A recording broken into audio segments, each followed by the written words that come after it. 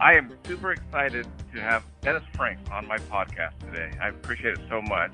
Dennis is I hate to use the word, but you're a retired NFL football player.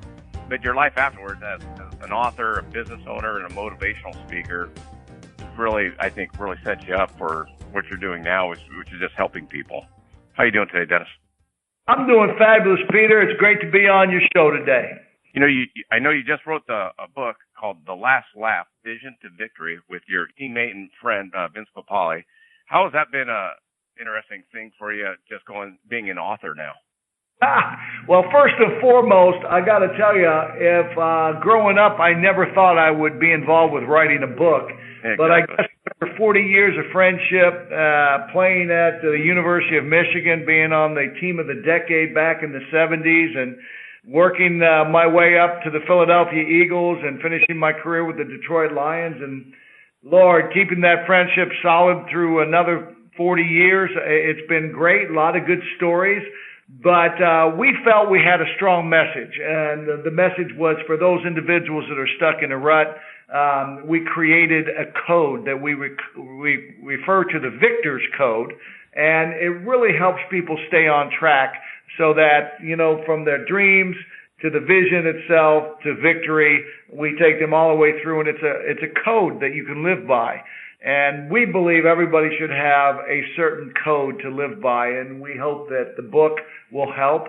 I think the most exciting part of The Last Laugh, Vision to Victory, by the way, that's available on shop.com and amazon.com and all your local bookstores. But the fun thing is that we've really taken the experiences of many people that we had the pleasure of working with and created this storyline, and then ran it by 12 amazing people, people like the likes of Super Bowl head coach Dick Vermeil and former owner and president of the 76ers, the Philadelphia 76ers, Pat Croce, actress and author Mariel Hemingway, Olympic soccer player Heather Mitts. I mean, we really did a wide variety of running the code by people that have had success and what had played with them.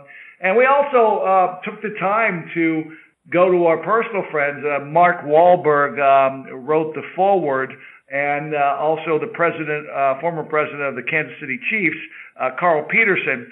I think we've really attracted a wide, diverse group of people, for men and women to be able to dig into this Last Laugh book and really find a place to start and grow with. Yeah, it's absolutely an awesome book, and having those type of people backing you up and just sharing their ideas and stories with it's a win-win. Yes, absolutely. Let me ask you this question. How much travel is involved with what you do now, being a speaker, an author, business owner? Well, you know, if you really look at today, I average about 150 to 160 days a year. My travel not only takes me through the United States, Canada, and Mexico.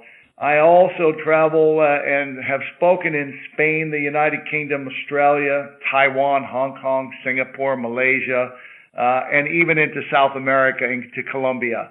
It's been great. And what I find in the whole process that everywhere you go, there's beautiful people. And, of course, you've got the people that are asses, too. So, nonetheless. They're out there. Yeah, you betcha. You know, life on the airplane has evolved over the last 40 years, that's for sure. You know, my wife and I always talk about when we fly and travel around, and then we look back at some of the old movies and the old scenes. It was such a big deal to fly back in the day because it was expensive, and people dressed up and wore their suits and their dresses, and now it's flip-flops and pajama pants, and it's interesting to see the change.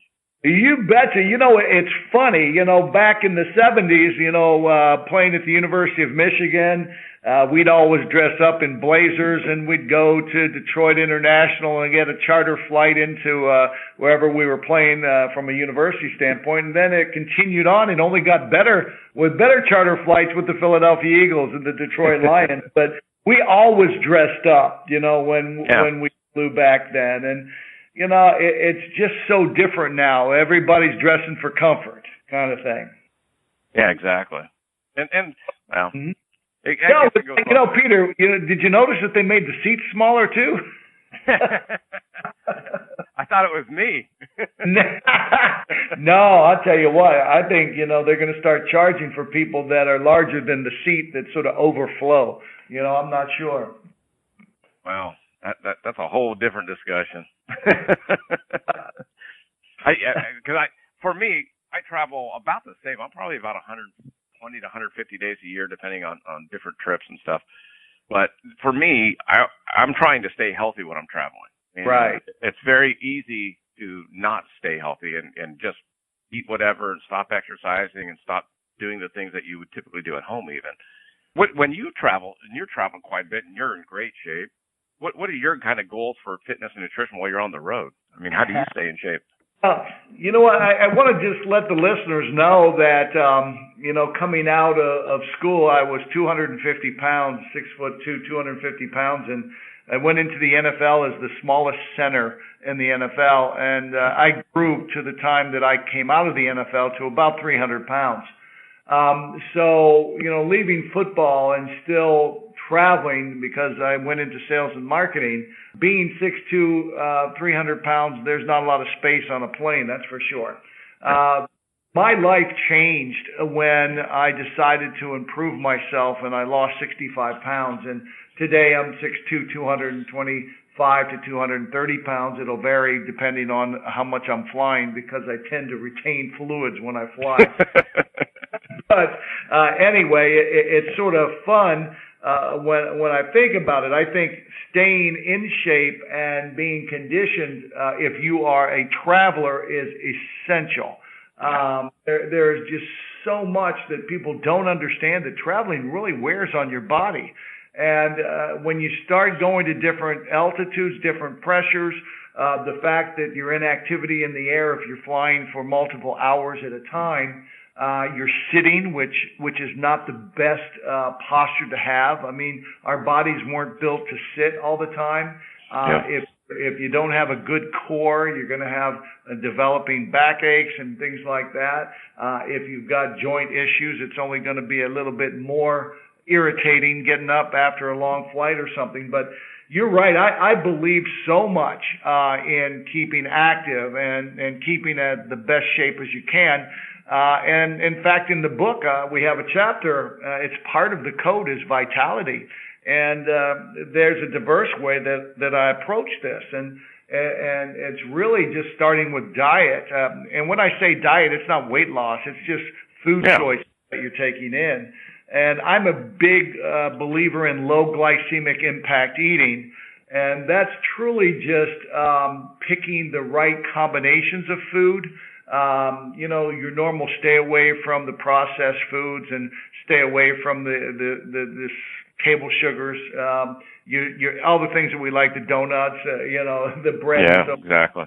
But also clean proteins and essential fats, realizing that, coconut oil, avocado oil, eating avocados, good things like that they may be calorically dense, and people say, I'm going to stay away from that stuff, but they're the essential fats that you need, and protein. There's a lot of new talk about what they call lifestyle medicine. I don't know if you're familiar with that, but this is a whole new division of medicine that they're coming out with, where they're doing treatment without pharmaceuticals.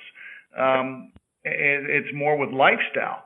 And, some people are plant-based eaters now. I'm not a plant-based eater. I have a really hard time sticking with that, although the majority of my calories do come from, complex carbs, eating the right carbohydrates. Carbohydrates are carbohydrates. They're sugars, and there's a certain amount of calories and so forth. But, my bottom line is you got to get enough protein. Most people are protein deficient. You got to get enough of your essential fats so that everything works. We have no problem, especially women, they have no problem eating more carbohydrates than they should.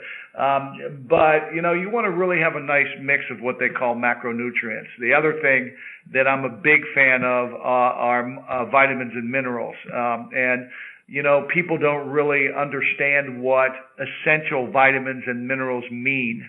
because they think they can get everything from food. And I just want to point this out is that if you see that you have essential vitamins, essential minerals, those are things you have to bring in every day. They're the things that your body does not make. Your body makes a lot of things, but you've got to bring in the things that your body does not make, And so that along with some good science coming in, you start thinking about ways, that you can even add to that with herbal supplementation and so forth. And of course, traveling is tough with sleep. That's one of my biggest challenges. And it's a big part of vitality. It's a part of staying in good shape and living long.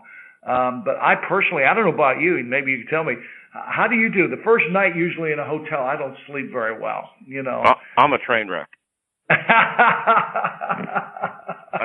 I mean, without question, for me, when I travel, I spent most of my traveling done by driving, and being in California, it's not always fun driving.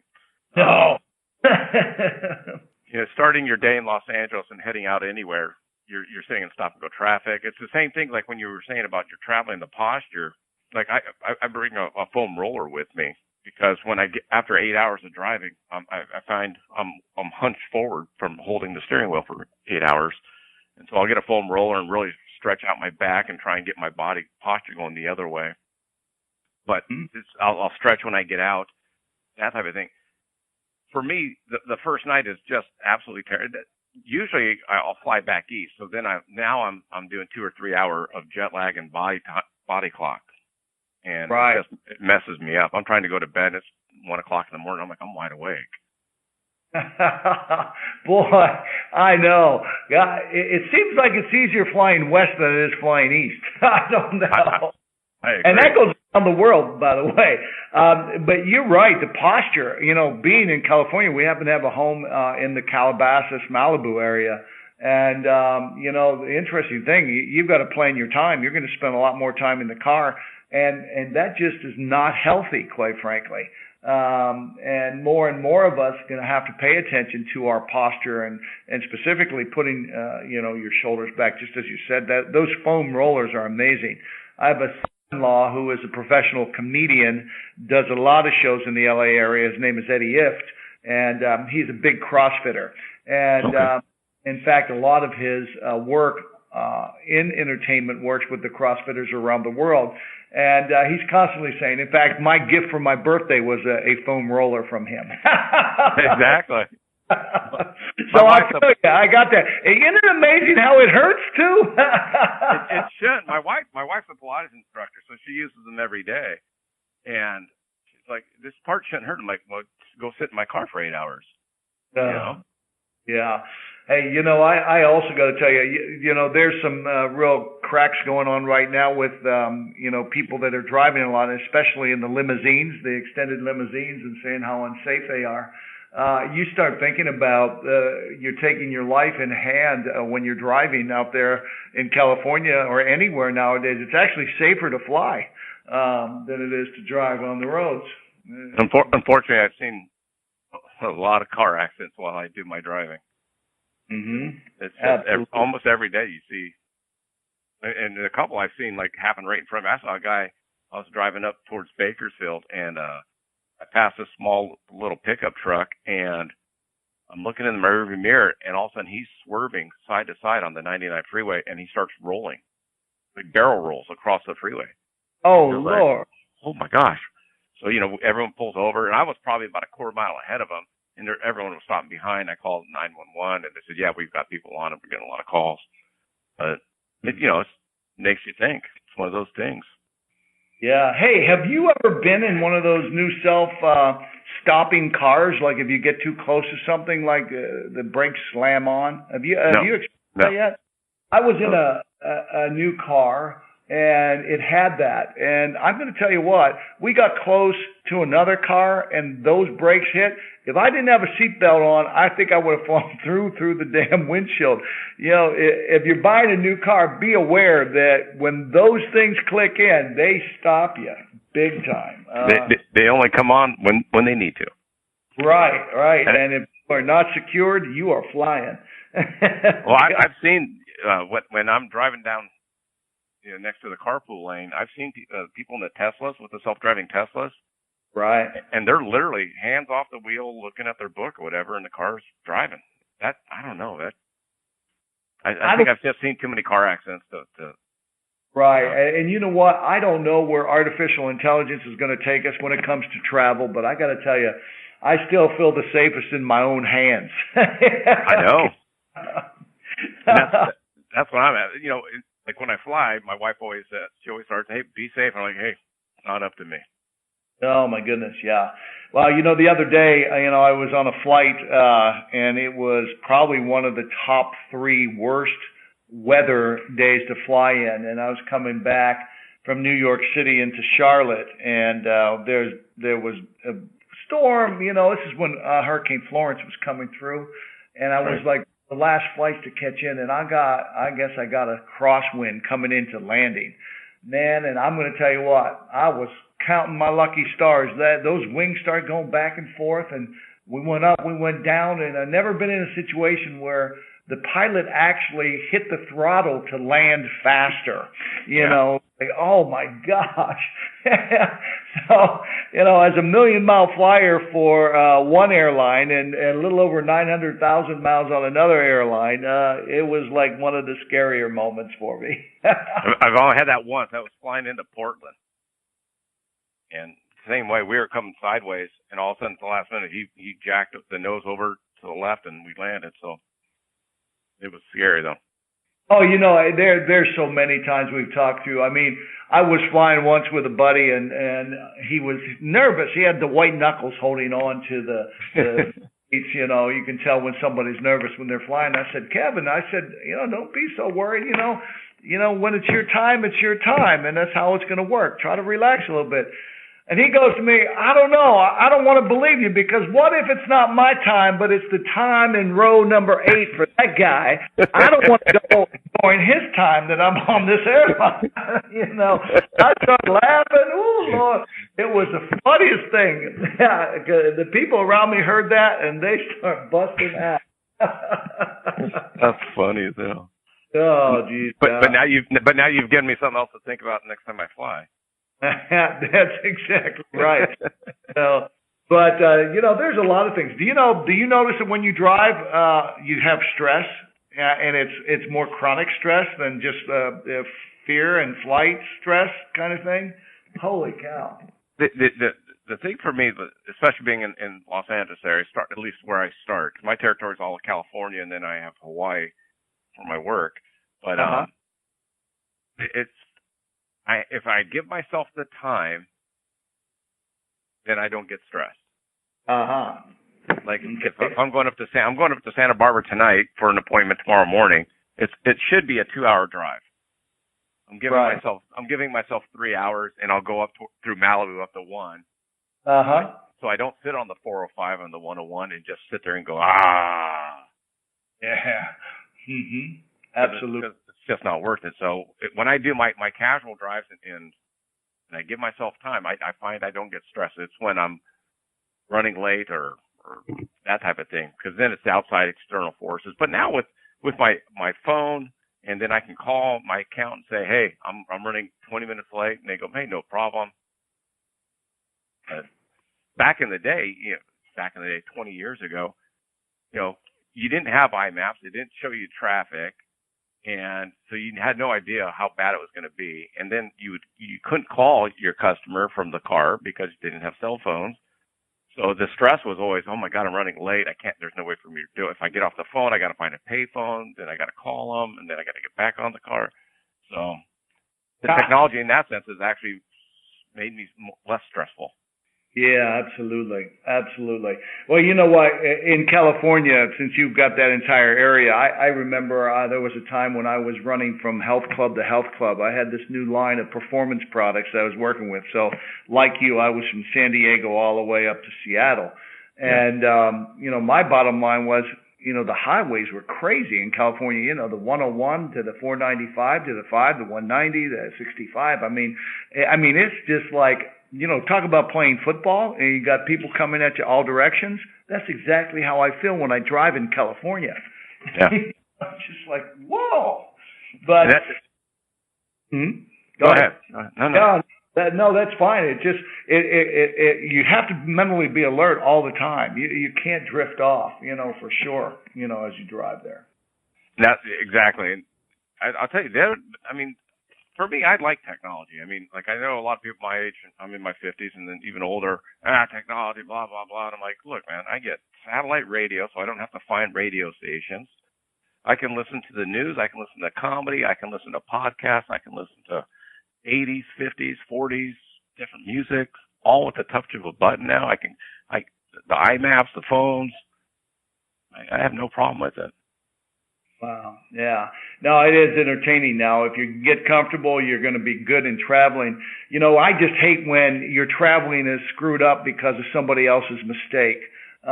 You're a driver. I drive, but you know what cracks me up? Do you ever figure out when the highway slows down and barely moving and there's nothing going on the road and you get through it and it's back up to the normal speed? You're trying to figure out, why did that happen? And I figured it out. I think here in North Carolina, when it happens, the people of North Carolina feel they have a privilege to stay in the passing lane going below the... I don't know what it is in California, but I think in California they're more interested in what's going on the other side of the street. I don't know. There are certain areas, and I know exactly what you're talking about. And I'll tell you, I came back Thursday night from about a 900-mile 4-day trip, and for some reason, just the last half hour, I had people in the fast lane going 55. And I'm like, okay, dude, that's the far right lane. Yeah, exactly. The big rigs are passing you right now. Oh, gosh, absolutely. I get that totally. Well, yeah, needless to say, you got to stay fit and you got to stay conditioned. You got to stay alert, and there's a lot of things you can do, man. You got your supplements, you got sleep, you got to take care of stress. And I'm going to tell you one thing. If the folks out there that are heavy travelers are not training, are not, thinking about staying active, it's a good idea that you get in tune with your body and get it right. And I'm going to recommend that people that are training and they don't ever use a personal training, try working out with a professional. You'd be surprised how much more you can accomplish and how much more you're pushed, and the results are really good. It really helps you get through all of the miles that you're putting on. Yeah, and I saw that you and Vince both got personal trainers. Yeah, absolutely. We can afford almost not to have them. We're all about performance. When we start talking about this, Peter, life isn't like a journey that you want to get through to the finish line, which is death. You don't want to arrive and just be in great shape when you're dead, and look good. Hey, you look young and all this. I want to come in, 100 miles an hour, kicking and screaming, coming in sideways, saying, woo, woo, hey. Yeah. And so we have expectations of performing no matter where we are. We believe that you got to take every day on like it's playing in the Super Bowl. And we believe that you got to win the day. And our belief system is such, and that's really where we bring it home in the book, The Last Lap Vision to Victory, that we really help teach people on how to keep a mindset, a performing mindset, that makes every day exciting. It's like attack the day, like get up and go, let's roll, but if you can't do it, you feel like shit, you're not going anywhere. Exactly. With you just said you've done 1 million miles with one airline and 900,000 with another. Yep. How do you balance your work life with family, children, grandkids now, friends, your hobbies? How do you balance all that? Traveling you're doing. The first, you got to have a great wife. I've been married 36 years. Congrats. Yeah, and I really didn't get married till I was a little bit older. What I've learned how to do, because I'm more entrepreneurial and I don't work for a living, I work for myself, I was able to spend really quality time. Like I have 2 daughters, and when they were going through high school, they're 2 years apart. For 6 years, I slowed down. I traveled, a bit, but I was able to help coach the football team for 6 years where they went to school, and be a part of the booster club, be a part of their lives. And it's funny, now that my daughters are grown up, they both have married men that travel, And which Nancy and I, my wife and I, we've decided that, it's allowed us both to continue our personal growth. We have very quality time when we're together. We don't argue. She irritates me sometimes. I irritate her, but it's never to the point that we can't, talk and laugh about it. And that's one of the beautiful things. My balance, I have a new love affair with my granddaughter. Her name is Izzy. She's almost 4. She'll be 4 in December. And I got to tell you, Peter, do you have grandchildren? No, I'm not there yet. Okay. I have 2 daughters, 23 and turning 25. Okay. Well, anyway, when I got my first grandchild, everything changed. I didn't realize I could love my grandchild better than I could love my children. That's sort of a weird statement. I love them both, but there just seems a little bit more intensity there. But the other thing that was really fun about this is the balance comes with the understanding that what I do is what contributes to what we want as a family. And that contribution, and I give my wife the majority of the credit, and the fact that she has kept our family together. She has spoken very positively about our goals and what we're trying to accomplish and why Dad travels and so forth. But the bottom line is when you are home, I don't go out and golf. It's too many hours away. When I'm traveling, I come home. If we do anything, we're going to ride bikes together. We're going to go swim together. We're going to hike together. You can't be greedy and come back from traveling saying, I need my own time.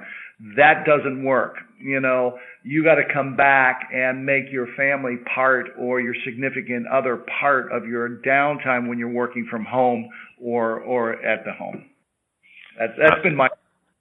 I'm with you. I mean, that's when I come home, I'll tell my wife I need a few hours to kind of decompress. And kind of get through, let my body get caught up or have a good night of sleep or sleep in a little bit extra. But then we do exactly that. We'll go down to the beach, do a bike ride. She'll roller skate and I'll ride my bike but trying to spend time together when you're together, Right. Right. And be interested in spending the time. Yeah, that helps. Yeah, I mean, we have hobbies. Like I play music. I've been playing music for most of my life, and those kind of things are good. This sounds a little squirrely, but we like to garden, believe it or not.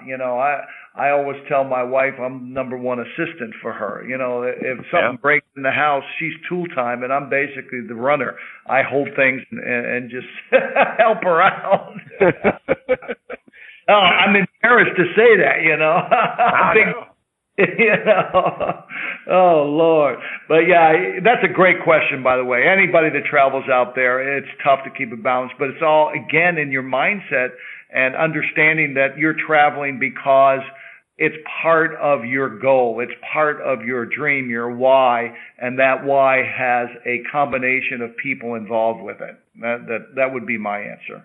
Yeah, perfect. Great answer, obviously. And tying into that, as you meet other people that travel, and that's what I do, and that's where this whole podcast came from, is I tend to meet other people that travel because I'm on the road or I'm at an airport or I'm at a restaurant.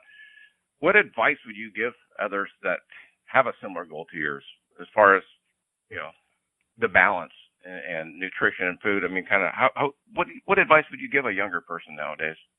Well, you got to be careful not to, go out and drink too much when you're out. You get lonely going back to the hotel and all this other stuff. So you go out for a dinner, you sit at the bar, you have it. Next thing you know, you're on your third drink. You got to be real careful with that. That just puts you in an area that lets you get too close to the line that you don't want to cross. I also believe that there should be some outside, whether they write, something that they can do. If they want to be into sightseeing in the cities that they travel, if they have downtime. But I will say this, being active, has always helped me when I travel. After a long trip, if I'm going across the pond, I'm going over and then I'm going to pretty much land and do some activity, exercise or something to help adjust my body. But my advice to them is basically expand your network, meet interesting people, and basically don't abuse yourself too much, since you're on your own. That's so key. I've seen a lot of people go down that path of having the few extra drinks. I've seen them get fired. I've seen them lose their jobs, all for having that extra drink. Yeah, absolutely. And you know what? Today with social media, you don't know if you're going to go viral with something stupid that you do. Wow. I have that talk with my daughters, last couple of years. They both graduated college last year. But I said, girls, don't think for a second I didn't do stupid crap when I was your age. I just didn't record it. Right. Well, you know what they're looking today on jobs? They're going onto your social media to see a little bit about your background before they're hiring people now. I've heard of a couple companies that will literally ask you for your passwords. Wow. Social media, and if you don't give them your passwords, you're automatically disqualified.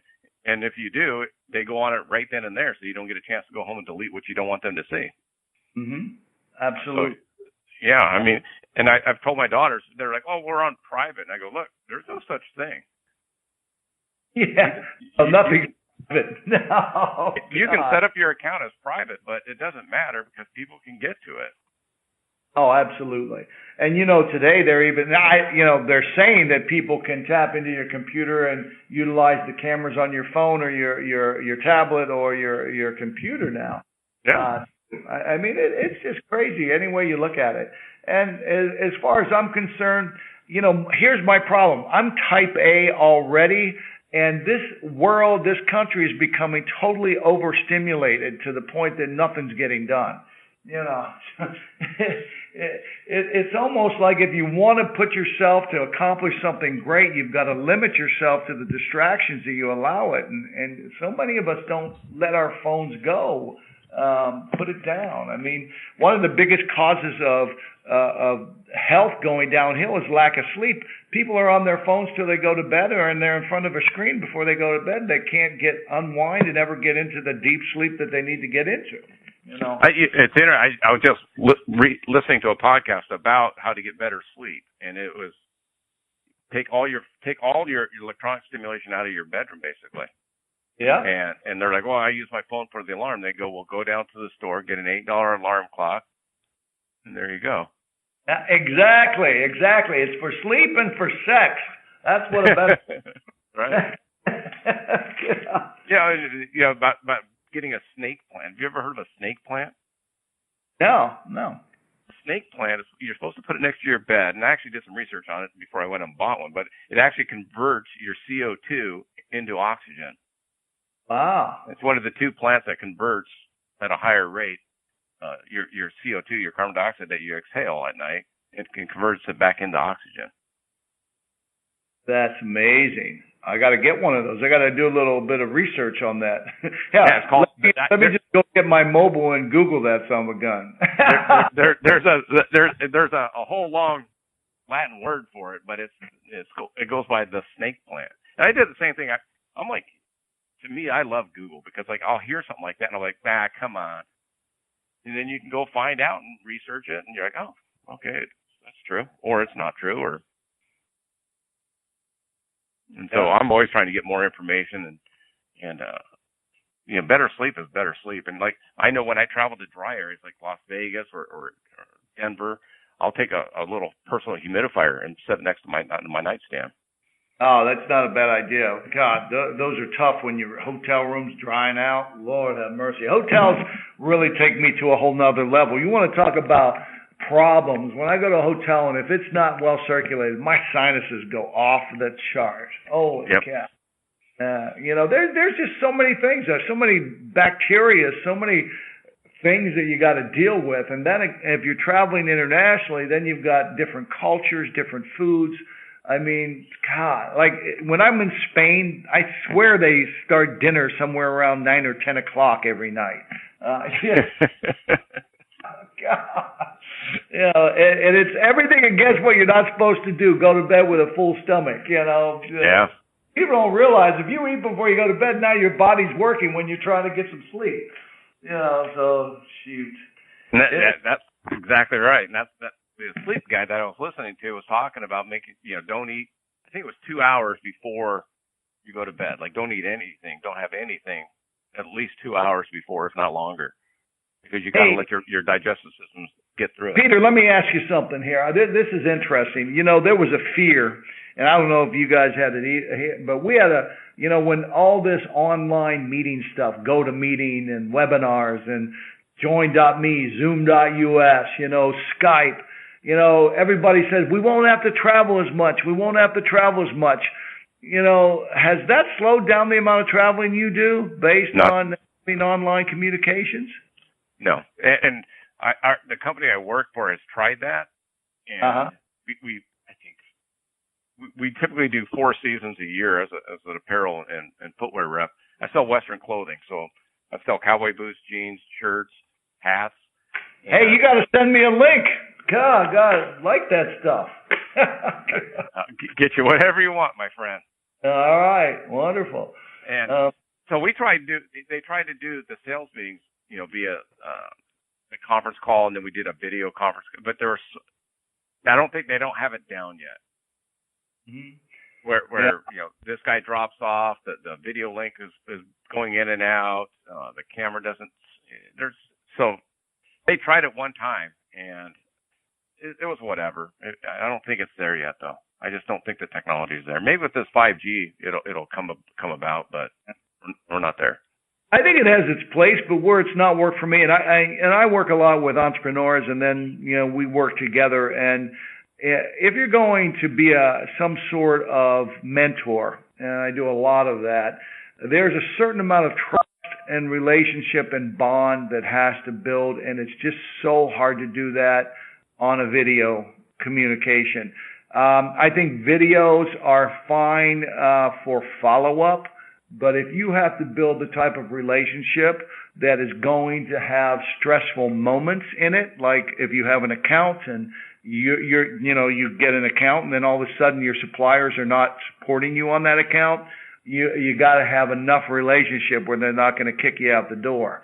And I just feel online is as good as it is, and it has its place. It's just never going to build that bond. But it's not bad for a quick message to get on there or update or something like that. But I also found myself, more distracted when I'm on one of those communications with things around me. Yeah, and for me, I still have accounts that literally don't work with computers in their store. So, forget having video FaceTime with them. If I didn't see, that's the one thing I really enjoy about the work that I do is the FaceTime, because it's all about relationship sales, and I'm not I hate to use this term, but I do it with my buddy who's actually a general manager of a car dealership. But I'm not a car salesman that got to make the sale if they come in the door or they're leaving forever. I'm more of a relationship salesperson. So I want you to get to know me and let me get to know you. And then, I deal with my accounts 4 to 5 times a year for the last 8.5, almost 9 years now. So I have to build a rapport and honesty. You can't do that over video or over a conference call, in my opinion. No, I agree 100%.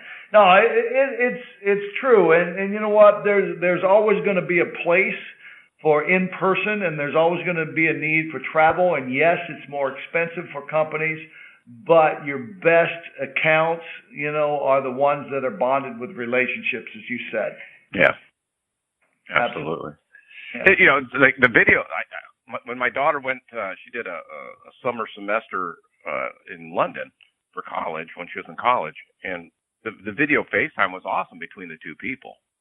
But as far as getting 15 or 16 or 20 people online at the same time, it's just tough. Yeah, I feel you. All right, well that's good, wonderful. There you go. There's no doubt in my mind. I love the idea of what you're doing here on the show and working with people that are traveling. Lots of experiences, lots of near calls. We'll have to talk more about this as our relationship grows. Yeah, exactly. Your listeners are going to be ready for them, but they'll get there. Yeah, well, there's a lot of things coming up, so there'll be more adventures. I'm looking forward. I'm going to be doing in New York City the National Publicity Summit. This is going to be rather interesting, traveling up there and spending 2.5 days. It's sort of like speed dating. There's some 150 to 200 television shows and radio shows that give you 5 minutes to throw your pitch, ask you questions, and determine whether or not they want you on their show. And Vince and myself, the co-author of our book, The Last Laugh, are going up there. So we've been working on the pitch. You only get so much time, so you got to really deliver at that time. Other great things that are happening are I'm getting ready for a trip to Asia coming in the first part of the year. In January, I'll be hitting Kuala Lumpur, which in Malaysia. I'm excited. I have not been to that city before. They say it's beautiful. It is. My daughter went there for a month. She said it was gorgeous. Wow, awesome. Okay. And visiting Singapore and Hong Kong, and then a stint in Taipei. So that should be interesting, and you do normal stuff. But I think what I'm most excited about coming up are the holidays. My favorite time, Thanksgiving, eating football, wonderful, and of course getting through the holidays. No matter what your faith is, a good time. Well, for me, I do Thanksgiving, and then it usually means I go work at the National Finals Rodeo in Las Vegas for 2 weeks. Oh.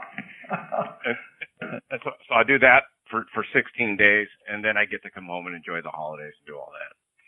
I went to one of those in Las Vegas. It was very exciting. It was really cool. The rodeo people are pretty crazy people. I thought ball players were pretty crazy, but when you get on those bulls and the horses and jumping off, golly, that's some craziness right there. My friend who was actually the first person I ever did on my interviewed on my podcast was Hunter Keir, and he's a 2-time world camp steer wrestler.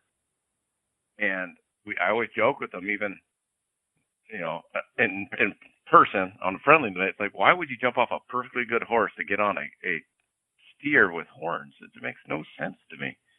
and he always jokes. He said, "Well, sometimes the horses aren't always that nice." All right.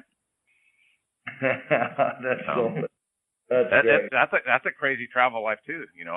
They're on the road 180, 200 days a year. I hear you. Some of the people that I know, in fact, at our house over in actually Montanito, it's right. It's in Malibu, right on the border of Malibu and Calabasas. There are 3 musicians that I love talking to. One is from the band Fuel, the other is from the Sisters of the Down, and the other one is from Def Leppard. And you want to hear about some crazy travel, talk to some of the entertainers out there. Holy cow, that is a whole nother level, Yeah. And one other thing that I can share with you is that Vince, they made the movie Invincible. Mark Wahlberg played him, and they hired me to consult a character that played my likeness in the film. And getting a chance to go on set and hanging out with Craig Kinnear, Elizabeth Banks, and Mark Wahlberg, Vince and I really experienced another level of travel. I got to tell you what, there's some crazy stuff out there. So travel on, Got to get out there and just, that's funny. Yeah, exposure is everything, I guess. So. My daughter was fortunate enough to work for a rock band while she was in college on an internship basis, and she ran their social media sites when they were on tour. And she came back and told me a lot of the stories. It was crazy. Yeah, it is. It is a whole nother world. It seems like there's a different culture in every environment, whether it be in your profession or mine or whatever it is. And you know what I love most about life? I got to respect every environment, and I got to be very careful not to cast opinions. And that's really helped me enjoy the travel. Yeah. It's really helped me to become, I think, a better person. And I hope everybody that spends a lot of time on the road does not look at it as a labor as much as it is an opportunity for personal growth. Well, I was just talking to another buddy, and I said, look, you know how many people sit in cubicles all day long and wish they could do what we do? Yeah, exactly. I mean, I get to go out and meet people when I stop to have breakfast or lunch or at the hotel or restaurant or at the whatever. And these people are sitting in cubicles 10, 12 hours a day. Right. Not an office, a cubicle. You're exactly right.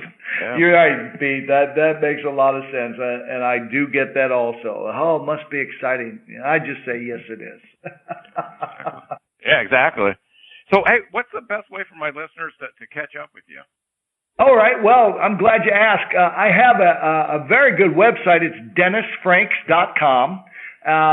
You can learn more about me, and you can get the book at DennisFranks.com. You can also be a part of our blog. I have some great articles from traveling, some of my experiences and the people that I've met and the lessons that I've learned.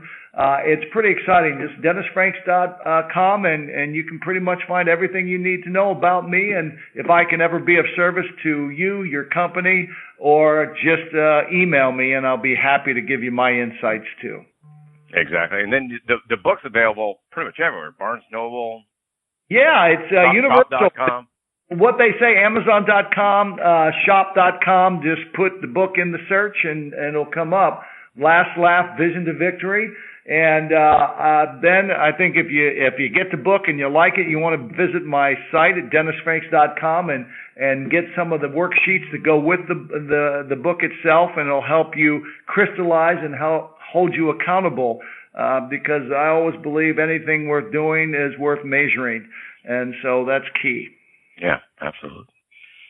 I think continued success, my friend. I enjoy so much talking to you and talking to other travelers that it actually gets me pumped up. I'm going to listen back to this podcast in the mornings just so I can get up and get going again. Okay, Peter. Thank you so much. I appreciate your time and having me on. I appreciate it. Thank you so much, Dennis. All righty. All right, buddy. Bye-bye.